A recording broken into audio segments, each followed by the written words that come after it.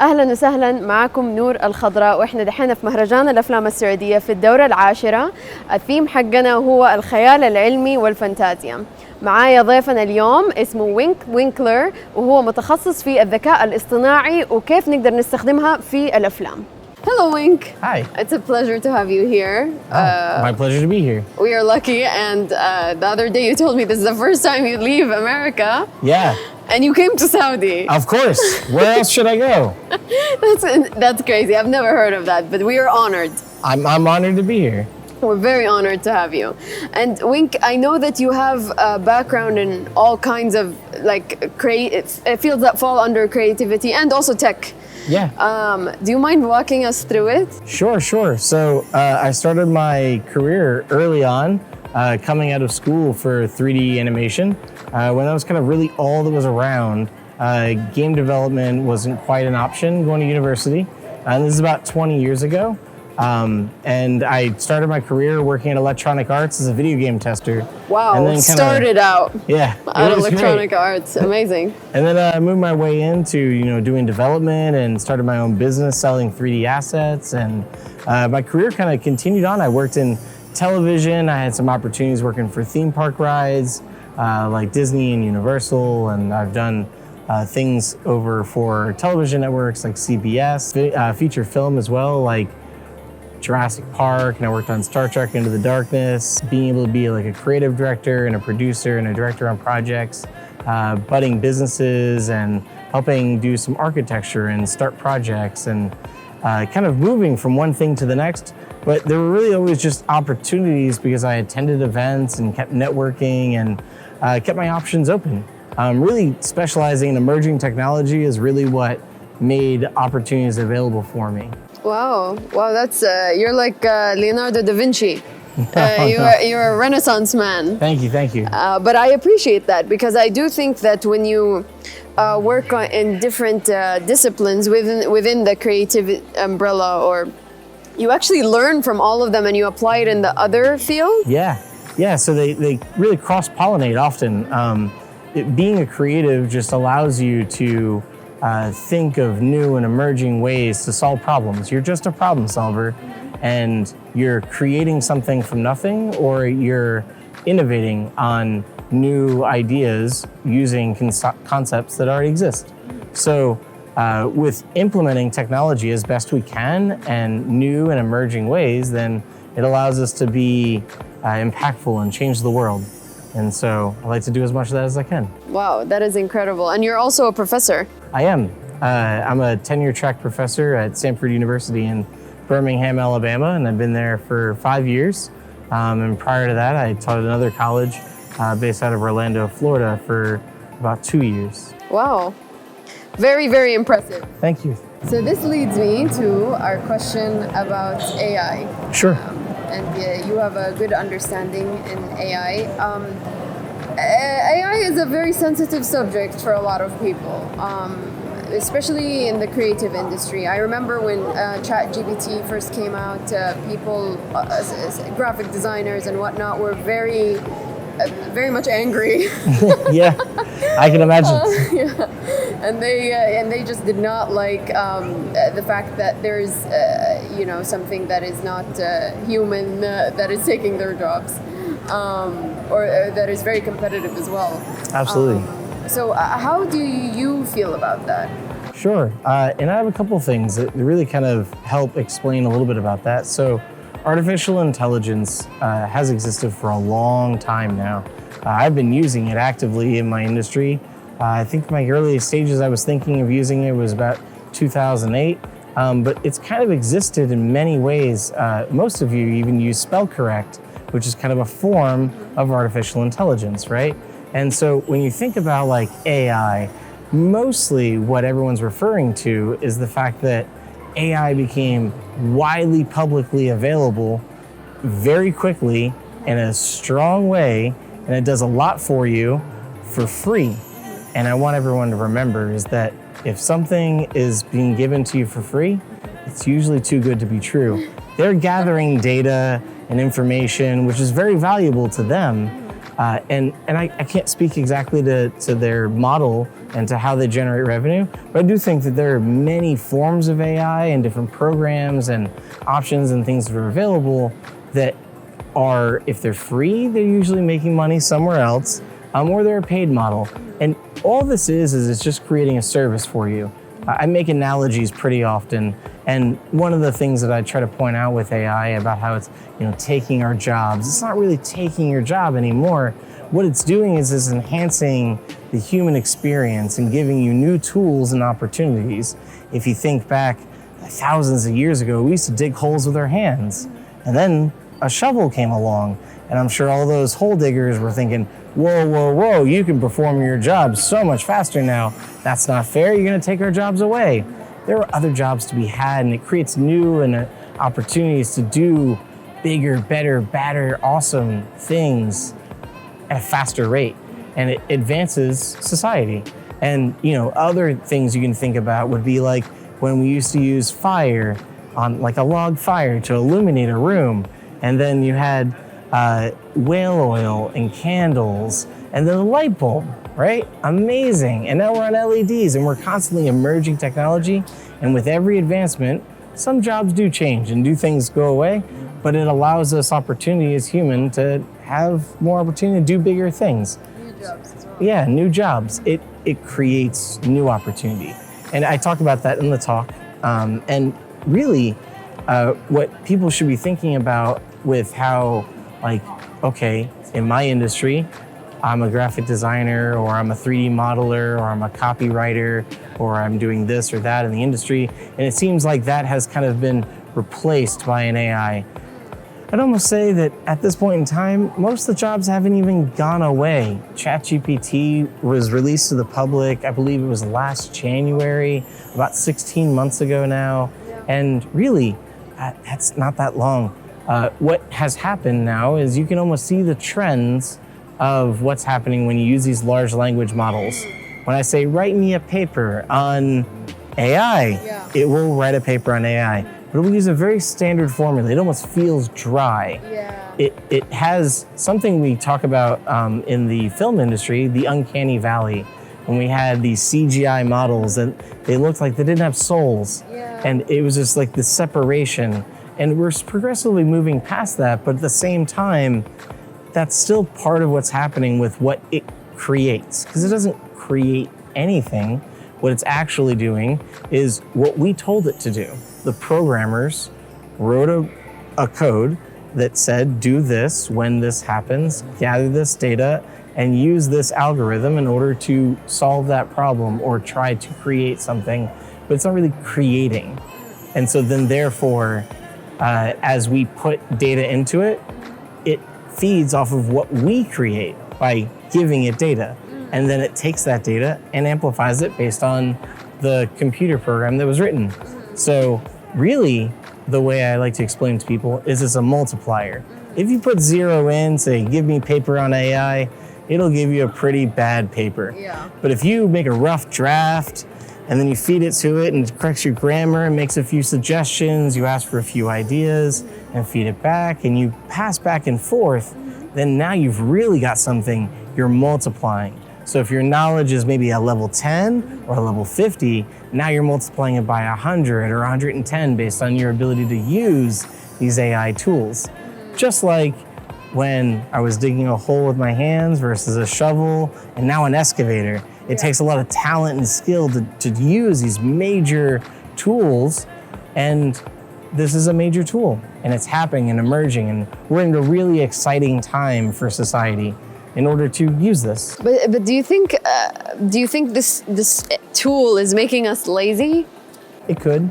It absolutely could. If you choose to do less work with this opportunity, you're more than welcome to. And those people truly and honestly are the most likely to have their jobs replaced because they're not gonna continue to advance forward. They're not keeping up with the program. You gotta stay with the times, right?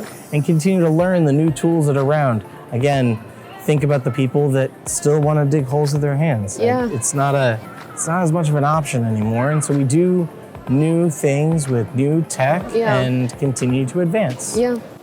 Do you think there should be a limit to that? I mean, how advanced can like AI really get? Because if it's just going infinitely, from my understanding of machine learning and whatnot, it's just going to just zoot, you know, and It could. is there anybody gatekeeping this, or? It's kind of hard to stop it, to stop what someone can create. The government stepping in, or governments stepping in, organizations creating barriers and guardrails to help prevent society from spiraling into a way. You know, it almost sounds silly, right? Did you ever watch The Matrix, I assume? Yes, of course. Yeah, well, it basically, you know, all starts with AI. And Yes. that's how they got to where they were in that story. And, you know, often we talk about how sci-fi really is like the precursor to most pieces of technology. Yeah. How we have cell phones and other things.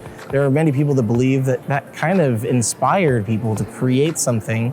And then therefore, you know, we have opportunities like AI where maybe it could go that bad. And my general opinion and thought in all this is that good, ethical, moral people should be more involved than ever before in this 100%. emerging tech.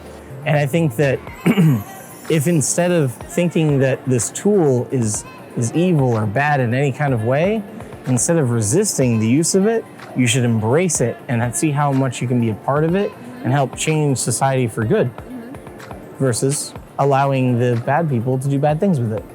No, 100%. 100%. I'm a total advocate of what you just said. More ethical people need to, just because it's, I know that we do live in a capitalist world, and that's fine. It's just that when it comes to these kind of things, it can't just be about money. I completely agree. And I think the challenge is really you run into the scenario where now it's out there. Yeah. It exists. And what do we do with it? Like water. We can't get rid of it. Yeah. What do we do with it? Yeah. Hurricanes happen. How do we handle that?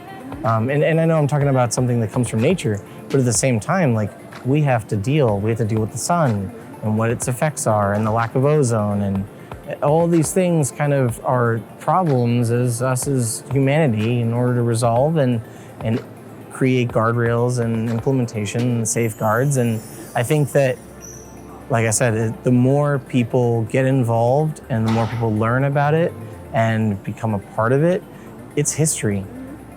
We will tell our grandkids about this time. I remember when it came about, and these will be tales we can tell, and hopefully we can tell them about a good ending and a good opportunity and what it came about and the opportunities that it presented for our future generations. We're planting the seeds that create the shade for generations ahead. Yeah, I mean, it's gonna be ingrained in the generation ahead. Like right now, I grew up without a cell phone, and right now my nieces and nephews are just like, you know, just iPads, and it's available. You know, it's part of life. They were born knowing this. and I remember the times before the internet. I remember having a dial-up modem. I remember making video games on my TI-83 calculator. Like these things we were part of a very unique generation of growing up, and that's impactful and powerful. And the personal computer came about during my age, and these all things were pieces of technology. And you can even find snippets of news articles and video clips of people saying, you know, like, what is this email? Why would I ever do that? What is that @ symbol? It looks like an A, right? They don't even know what it is. And you watch it now and it almost feels silly. Yeah, now it's common lingo. Yeah, common lingo. I mean, like my 6-year-old daughter knows this about these things. And this all really does create, you know, perspective. That right now, as people are upset or bothered, and it's because it puts them at a disadvantage, or they don't understand, and maybe this is a time we can, you know, and change is not easy for anyone, is not easy. like ever. And so how can we embrace them and help them through into this new age? Yeah, I think that's a very a mature way of looking at it because it's inevitable. So might as well use it to your advantage. Yeah. And this actually leads me to my next question about the implications or like how do we use AI in film to help us to work with it, to make our lives easier, to make our budgets go down. So like whether it's in the pre-production phase, whether it's in the storyboard writing or the production like cinematography or I don't know, or like in the editing. So what are the tools that are or what are the ways that AI is like in these phases? Sure. I almost have two answers to that, and one's kind of not really an answer. Okay. The first one would really be that this, in kind of conjunctions with that question about jobs, the new jobs it presents, now we have opportunities for filmmakers to say, man, this task is mundane and no one wants to do it. It's hard to find people to do it. For instance, I'm just going to say rotoscoping, right? Rotoscoping object, well, why don't we work on an AI to replace that? And so that we can focus really on the art and the creativity of what we as filmmakers or creatives want to do. And we can remove some of those more passive tasks. And so it creates an opportunity for filmmakers to work with software engineers in order to create new solutions that are paid models or whatever, and be able to offer those out to the world to better it for free or in order to generate revenue. When it comes to answering your question more directly, things that I think that are really being enhanced or implemented, filters. I think filters is probably the number one reason and why, and we kind of already have that. It's not really AI. We've been operating with color correction and treatments on film for a long time now, but now you can feed in a video and say, I like the treatment of this. Or can you take this 1920 camera that I'm not sure what it is and match the film grain and the color correction, the color quality. Really? So you feed it into the AI and it puts that filter on the other video that and it retreats it back. Wow. What's the name of this tool? So this is still in like beta. I have a couple friends who've purvied me to some of this opportunity, right? Oh, nice. But stuff like this is coming. Opportunities like this are happening, and new tools are coming. And so I would say like things that are changing and things that are coming for the film industry, that I think is probably one of the most impactful tools I think that will be around. And also you have, ChatGPT really helps you build, you can build personal assistant systems through it. And then also using Google AI's tools, they're constantly adding treatments and opportunities to that. I do think that things were changing at a very rapid pace, and they still are. Like I said, we're talking months at this point. Even an infant, we count this many months at their age. We don't talk about their number of years. We talk about their number of months of age. Yeah. And that's how old public AI, in the way we're speaking about it, is. That's crazy. I do think, you have Sora. I've seen some stuff coming out about that, where it'll be able to generate video based on text prompt. And that will be pretty game-changing. But at the same time, it does have its limitations and what it can and can't do. So one of the things that I really think is going to change in time, I think crowd simulations are going to be resolved. Background and set extensions might become easier to achieve in films and allow indie developers to be more impactful and create content. So really, what I think is going to happen is that we're going to raise the bar. And maybe I don't want to spoil a future question, but my perspective on this is that we're creating a new gap. The gap of those that don't know how to make films and those that do. And that gap is going to get bigger as time goes on because they know how to use these tools. The difference of someone who knows how to set a LUT, right? Yeah. Or all these technology terms and about creating film. And that is what's going to be the gap where it's going to get bigger and the knowledge of technology. And so I would say, obviously, we should be working on our education systems and implementing AI as quickly as possible and teaching and embracing technology in general, all forms of emerging media.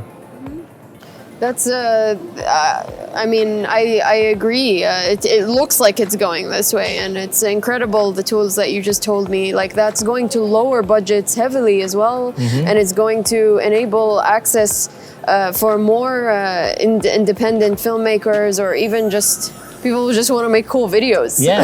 You know, like, my home video should get amazing in the next couple of years. yeah, I mean, yeah, that's so you advise this next generation of filmmakers to actually get educated about on AI and absolutely. And I would say one of the things is that it also doesn't get rid of the old ways, the art.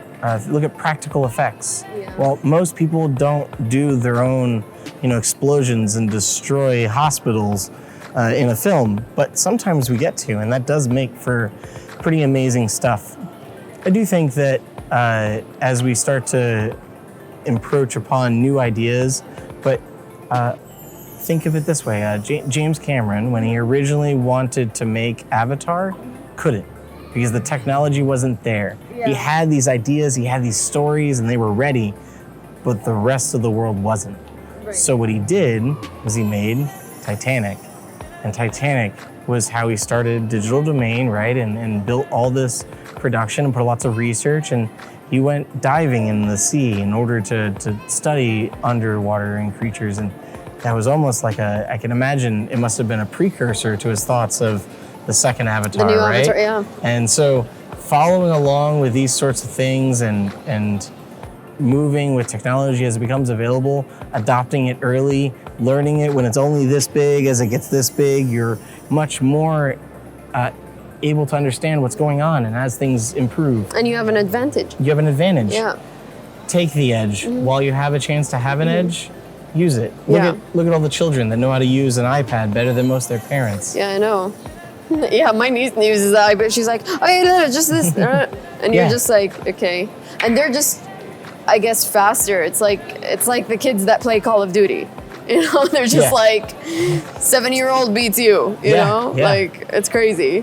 I believe the Fortnite world champion a few years ago was 16. Yeah. It's amazing. Yeah. Because they're still, I guess, building their hand-eye coordination, or, they're in the stage where they...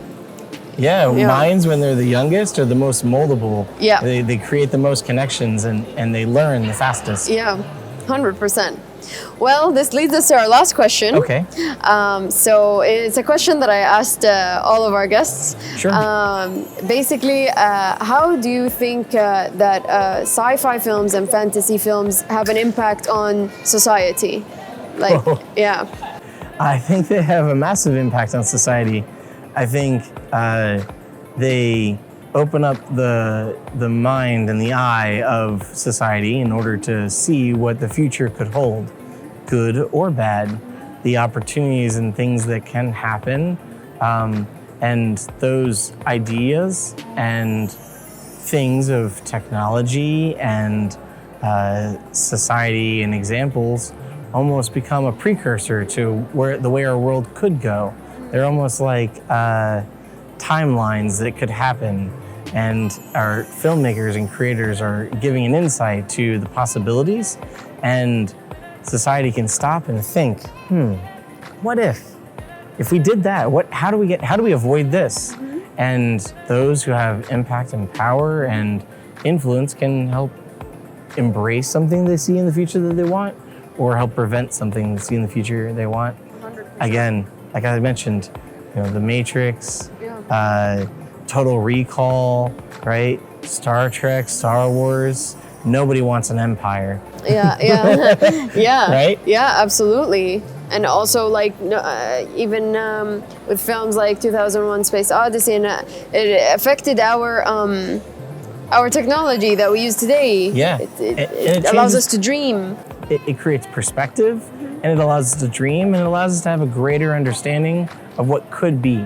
Yeah. And helps inspire a younger age to think more creatively and new and emerging ideas, support creatives, and give them something. And sci-fi, I think, really encapsulates that whole concept we just kind of rapped about. That's lovely. So it expands your mind. It Yes. expands your mind. Very expansive. Yes. As Great. much as space. As much as space. Amazing. Okay, thank you so much. Thank you. This I has been appreciate it. super helpful, and we learned so much from you. So thank you for being here. And Happy to share. I look forward to future trips to Saudi. yes, yes. I can't believe this is your first trip, but we are so honored. Like Thank you. honestly. So thank you so much for coming to Thank Saudi. you. Yeah, we'll go. Thank you. You too. Yeah.